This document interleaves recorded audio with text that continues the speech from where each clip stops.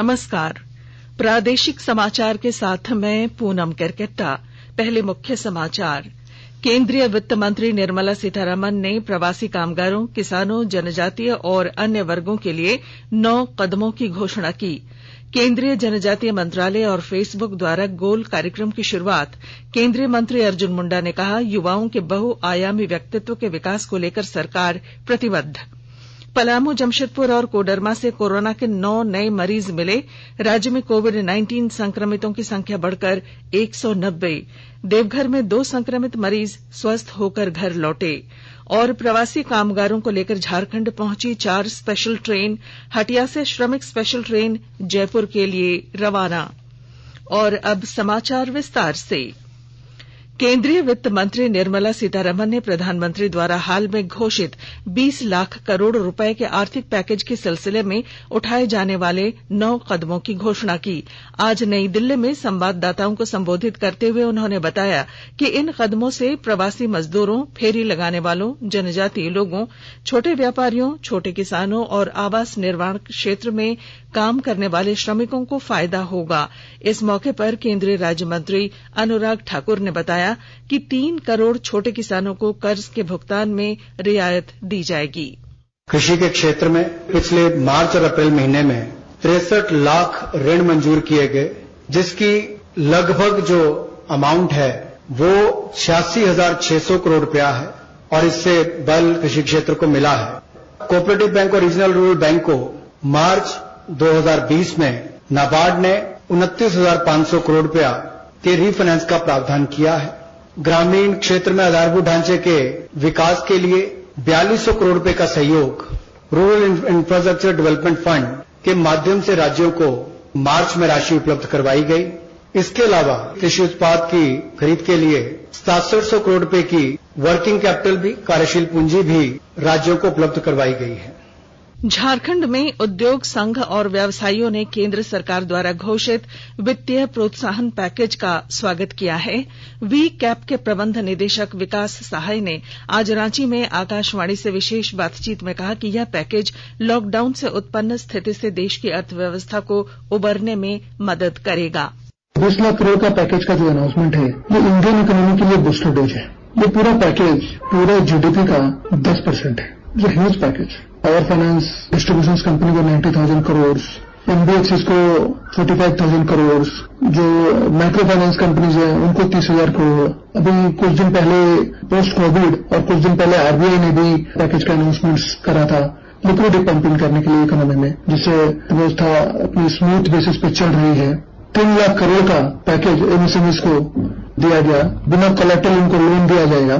जो एमएसएमईज हैं उनको बूस्ट करने के लिए, जिससे इकोनॉमी उससे डिमांड और सप्लाई के चेन को बैलेंस करती है। केंद्रीय कृषि मंत्रालय ने कहा है कि लॉकडाउन के दौरान प्रधानमंत्री किसान योजना के तहत करीब 9.25 करोड़ किसान परिवारों को 18,517 करोड़ रुपए वितरित किए गए।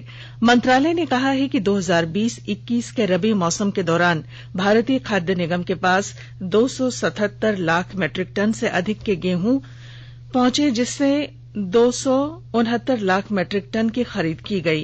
11 राज्यों में रबी की दलहन और तिलहन की खरीद के लिए 3,208 केंद्र खोले गए हैं।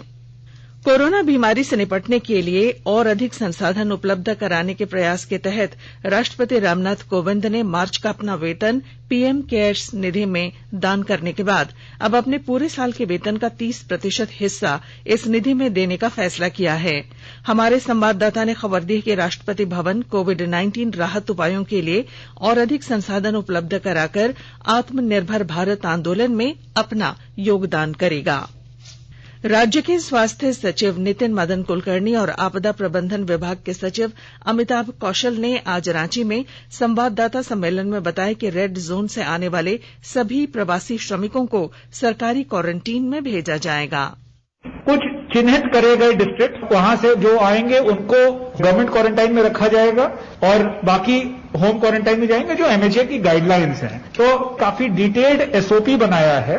वो एसओपी जो हम लोग का स्टैंडर्ड प्रोटोकॉल हम लोग ने बनाया था, उसका हिस्सा बना दिया गया है और उसका कंप्लायंस अब सारे डीसीज को करना है। फॉर एग्जाम्पल, अगर गिरिडीह डिस्ट्रिक्ट में ट्रेन आती है अहमदाबाद की, तो उनको क्लियर होना चाहिए कि अगर अहमदाबाद से ट्रेन आती है तो उन लोग को गवर्नमेंट क्वारंटाइन में जाना होगा। जनजातीय युवाओं को रोजगार उपलब्ध कराने के लिए केंद्रीय जनजातीय मंत्रालय और फेसबुक द्वारा गोइंग ऑनलाइन लीडर गोल कार्यक्रम की शुरुआत की गई। इस कार्यक्रम के माध्यम से देश भर के करीब 2 लाख युवाओं को फेसबुक के माध्यम से प्रशिक्षण देकर रोजगार उपलब्ध कराने में सहयोग उपलब्ध कराया जाएगा। केंद्रीय मंत्री अर्जुन मुंडा ने आज नई दिल्ली से गोल कार्यक्रम का ऑनलाइन उद्घाटन करते हुए मंत्रालय की ओर से जनजातीय युवाओं के बहुआयामी व्यक्तित्व के विकास को लेकर कई कदम उठाए जा रहे हैं।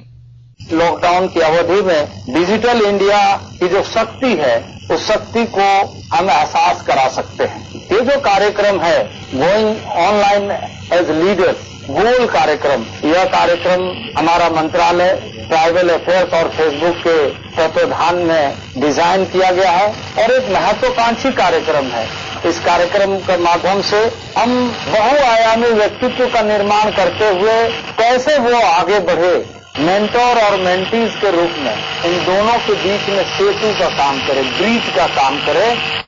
आकाशवाणी के ताजा तरीन समाचारों के लिए आप हमारी वेबसाइट newsonair.com पर लॉग ऑन कर सकते हैं। ताजा समाचार ट्विटर @AIR न्यूज अलर्ट्स और Facebook page all India radio news पर भी उपलब्ध हैं। आप प्रादेशिक समाचार एकांश के ट्विटर अकाउंट @AIR न्यूज _ और Facebook page AIR news Ranchi के अलावा YouTube channel regional news unit Ranchi पर भी हमारे बुलेटिन सुन सकते हैं। प्रादेशिक समाचार आप आकाशवाणी रांची से सुन रहे हैं।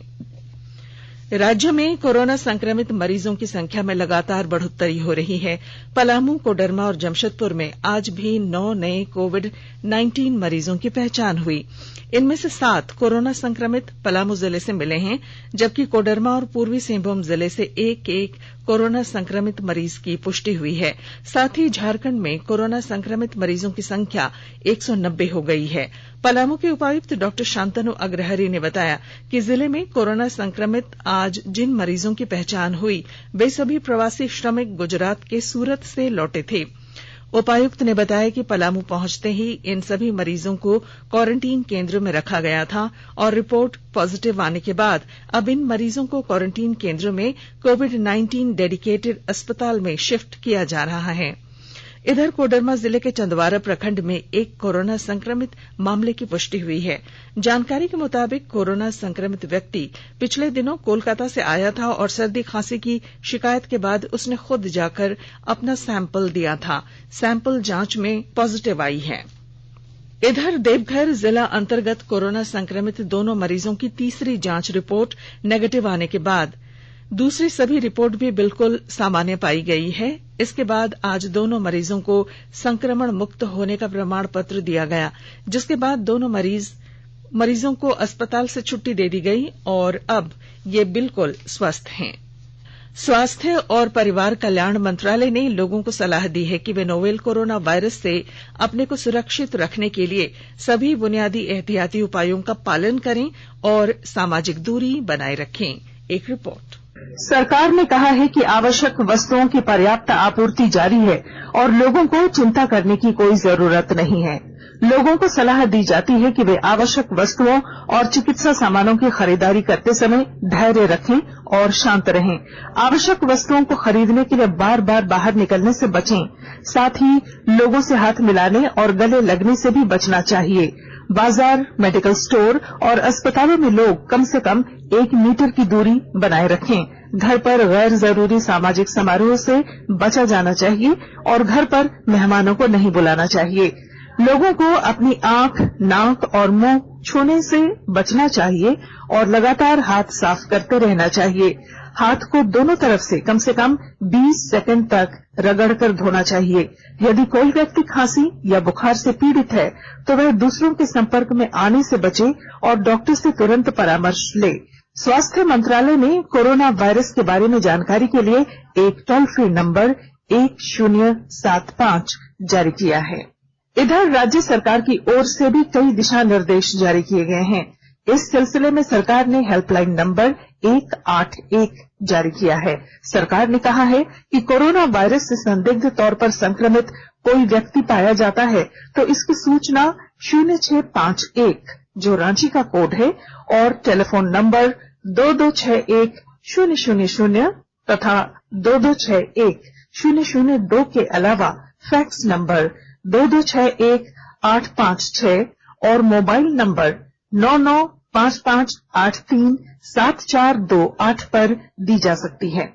आकाशवाणी रांची भी आपसे अपील करता है कि कोविड-19 के संक्रमण से बचने और अन्य लोगों को सुरक्षित रखने के लिए कृपया घर पर ही रहें और सरकारी दिशा निर्देशों का पालन करें।